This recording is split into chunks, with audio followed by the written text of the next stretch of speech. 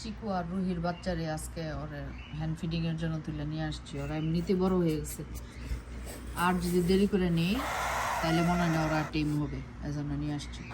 আর এই যে ঘাসগুলো আমি দিছি, এগুলি আমার বাগানের গাছ, আমি ধুয়ে পরিষ্কার করে রোদে শুকাইয়া নিজে রাখছি ছোটো বেবিদের জন্য। এগুলো আমি কালেকশন করি, বাইরের কোনো ঘাস না, এগুলো আমার বাগানের ঘাস।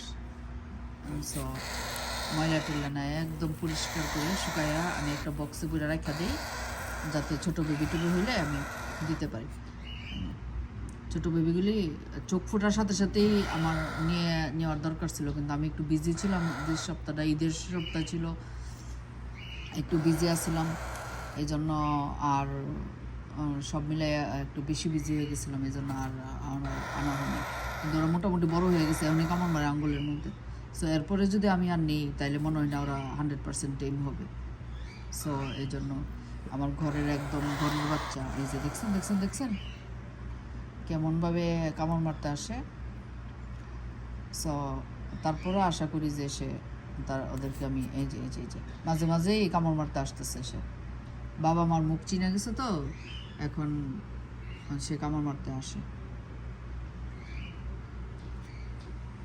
বুলেট আর ক্যাপসুল, এবারের নাম আসিন রাখছে বুলেট আর ক্যাপসুল।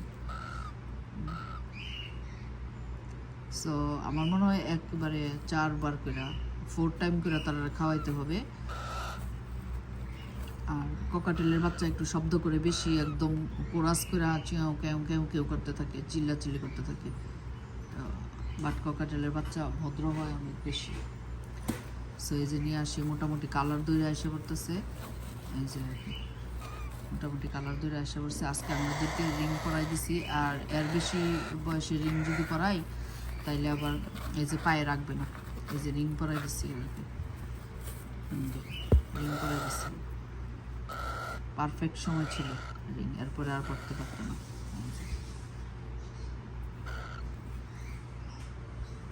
তোমার রিংটা দেখতে দিবা না, দেখতে দিবা না ক্যাপসুলের রিংটা, ক্যাপসুল আর বুলে তো দুই একই রকম লাগে, আমি ডিফারেন্স বুঝতে পারি না। আরও কয়েকদিন পরে বোঝা যাবে।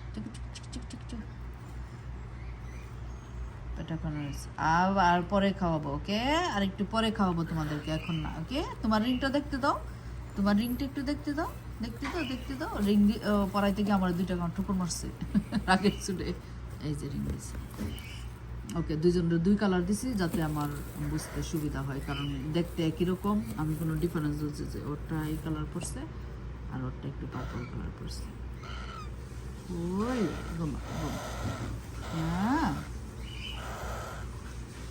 ভয় পাই না, ওকে ওকে, ভয় পাই না, ওকে।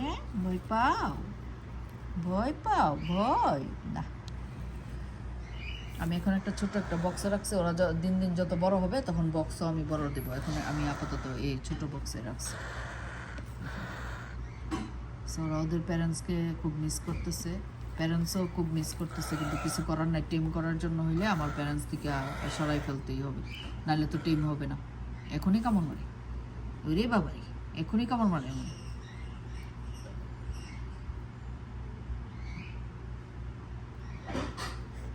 ওরে ওরে ওরে,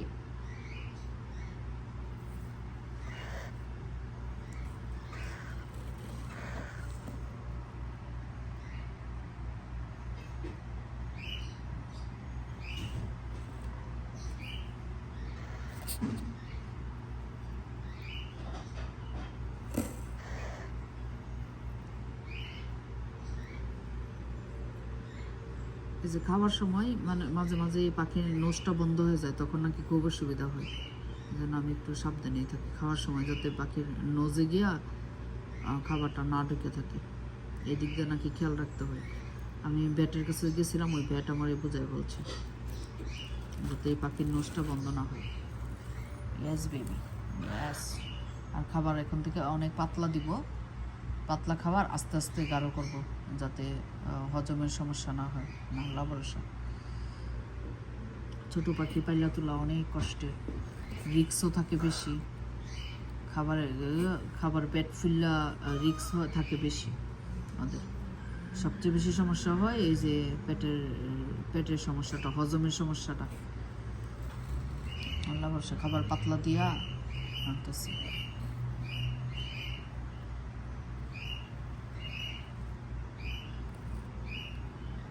শুরু করে দিলাম। সবাই দোয়া করেন যাতে পাখিগুলি সুন্দর করে বড় করতে পারি।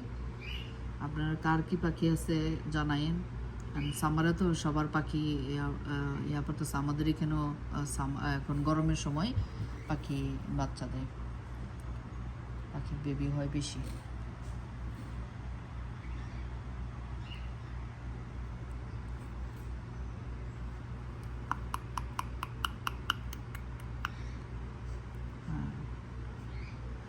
ঢাকনাটা খোলার পরে প্রথমে একটু রাগ দেখায় বেশি, এরপর আস্তে আস্তে আস্তে আস্তে প্রথমে একটু রাগ দেখায় বেশি, পরে আস্তে আস্তে রাগটা কমে আসে।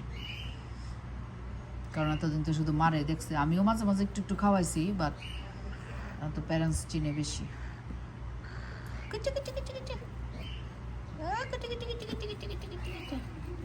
আরে এখনো চামড়াই যে, এখনো চামড়া ইয়া উঠছে না, বুঝছি না, এখানে হচ্ছে না, এখানে হচ্ছে না, এখানে হচ্ছে না, ঘুমায় যাও, ঘুমায় যাও, ওকে, ঘুমায় যাও।